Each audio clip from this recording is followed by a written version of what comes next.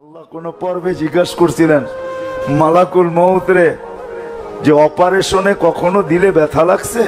Operation বোঝেন তো, যে তুমি যে নিয়ে যাও কখনো দিলে ধাক্কা লাগছে? কয় দুইবার লাগছে। কয় কোন দুইবার? কিতাবে লেখা আছে কোন দুইবার? বলছে বন্যা চলতেছিল, প্লাবন চলতেছিল, এক নারী প্রেগনেন্ট অবস্থায় কাঠের উপরে বাসতেছিল, আর ওইখানেই বাচ্চা প্রসব। ওই মুহূর্তে আপনি বলছিলেন যে বাচ্চা রেখা মাকে নিয়ে আসো। তখন বড় ধাক্কা লাগছে, চতুর্দিকে তো পানি আর পানি, কাঠের উপরে বাসমান মাকে যদি নিয়ে যাই তো বাচ্চার কি হবে? তখন একটু ধাক্কা লাগছিল। বলে দ্বিতীয় সাদ্দাত যখন জান্নাত কমপ্লিট করলো, কারিগররা যখন বলল যে কমপ্লিট, দেখা শুধু সিগনেচার করে দেন। দেখা কি বাড়ি যখন কেউ বানায় তো বানায় তো রাজমিস্ত্রি, ঠিক না? যখন কমপ্লিট হয়ে যায় তখন মালিককে কি বলে, দেখেন তো ঠিক আছে কিনা, দেখা আমাদেরকে কমপ্লিট বলে আমাদের বিল পরিশোধ করে দেন, ঠিক না? এই তো বলছে দেখা সিগনেচার করে দেন যে কমপ্লিট।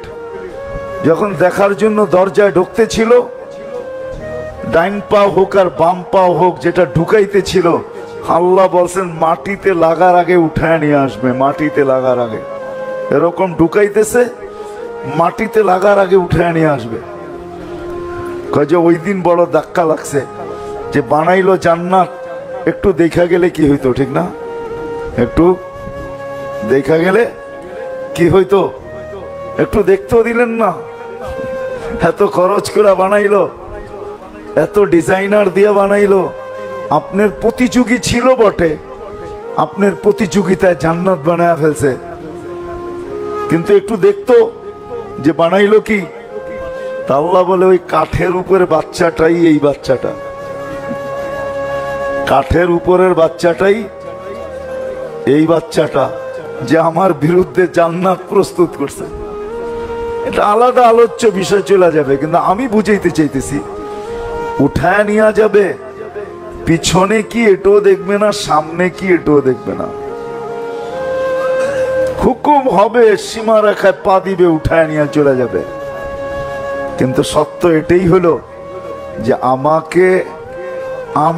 আমাকে মানুষ গড়তে হবে। মানুষ,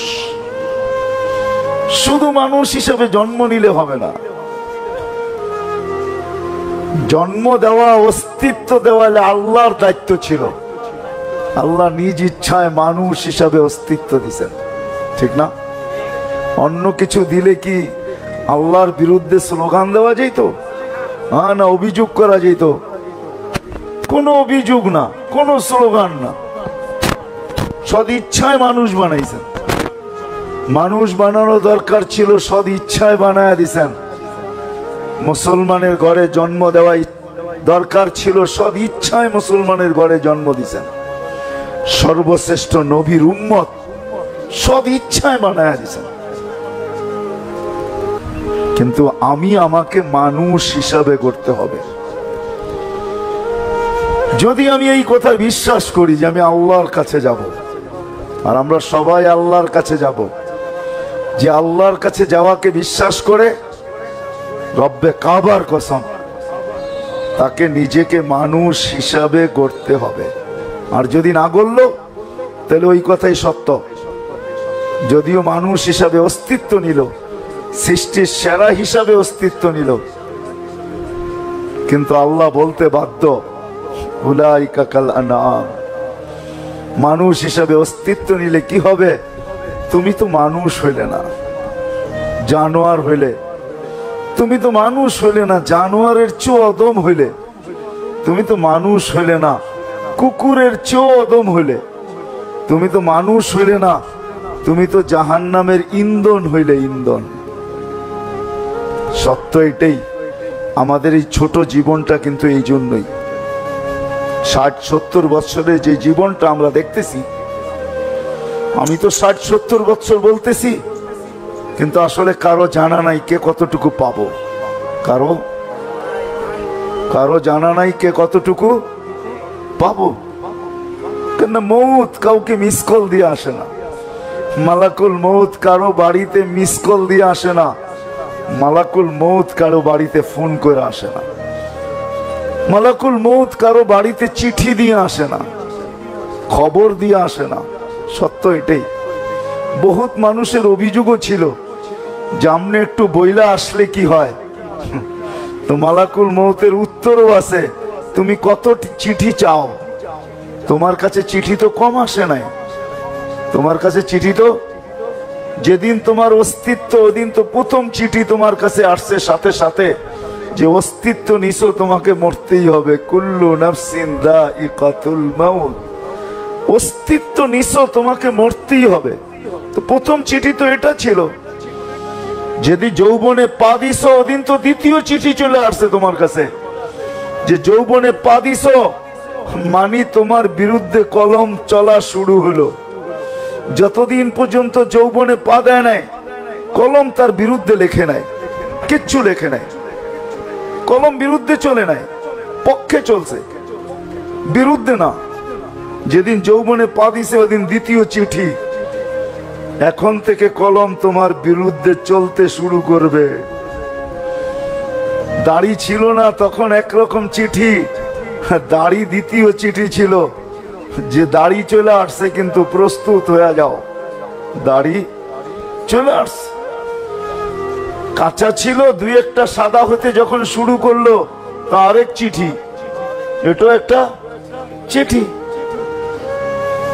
প্রতি ডিসেম্বরে 31st নাইট আমরা হয়তো নতুন বৎসরকে খুশিতে স্বাগত জানাই। আসলে যদি বিবেকমান হইতাম, বুদ্ধিমান হইতাম, ভাবতাম, তাহলে প্রত্যেক 31st নাইট আমার কান্নার ছিল যে অতীত বৎসরটা তো কেটে গেল। এই বৎসরটার ভিতরে আমার কোনো চিঠি ইস্যু না হয়ে যায় যে এই বৎসরই আমার শেষ বৎসর, আর কোনোদিন 31st নাইট আমি চোখে দেখব না। যেমন সূর্য প্রতিদিন সকালে বলে আনা ইয়াউমুন জাদীদ, আমি নতুন দিন। আলা আমালিকা শাহিদ, তোমার কর্মের উপরে আমি সাক্ষী। ফাকতানিম, বুদ্ধিমান যদি হও তাহলে সুবর্ণ সুযোগ মনে করতে পারো। লান আউদ ফি হায়াতিকা আবাদা, হতে পারে কালকে সকালেরটা তুমি উঠতে নাও দেখতে পারো। এই রাত্রে কত মানুষই তো কবরে চলে যাবে, ঠিক না? না যাবে না? আরে কত না হোক 2-4-10 জন তো পুরা বাংলাদেশের ভিতর থেকে যাবে। সারা দুনিয়ার থেকে তো 2-10,000 যাবে। তো আর কালকে সকালে সূর্য ওঠা দেখলো না, ঠিক না? তো 31st নাইট কিন্তু আমার খুশির ছিল না, কান্নার ছিল। যদি আমি বুদ্ধিমান হইতাম তাহলে আমি কাঁদতাম, একটা বৎসর তো আমি পার করে দিলাম।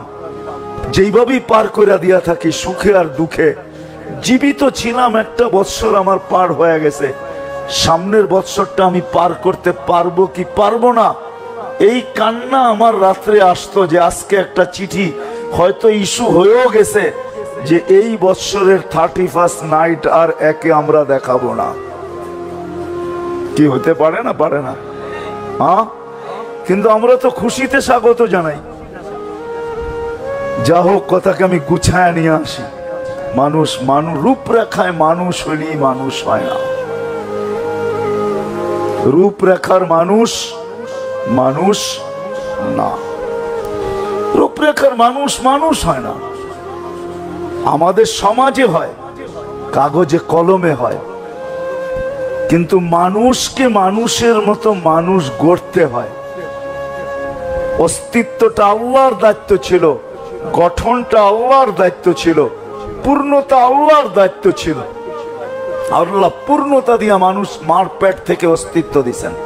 যাকে পূর্ণতা দেন নাই তার উপরে প্রশ্নের আঙ্গুলে উঠান নাই। যেমন কেউ বাকশক্তি নিয়ে আসে নাই মার পেটের থেকে, সে পূর্ণতা নিয়ে আসে নাই, বাকশক্তির নিয়ে আসে নাই, এটাও কিন্তু অপূর্ণতা। বাকশক্তি নিয়ে আসে নাই, বাকশক্তি সম্বন্ধে তাকে কিচ্ছু জিজ্ঞাসা করা হবে না, মরার পরে কিচ্ছু জিজ্ঞেস করা হবে না বাকশক্তির ব্যাপারে।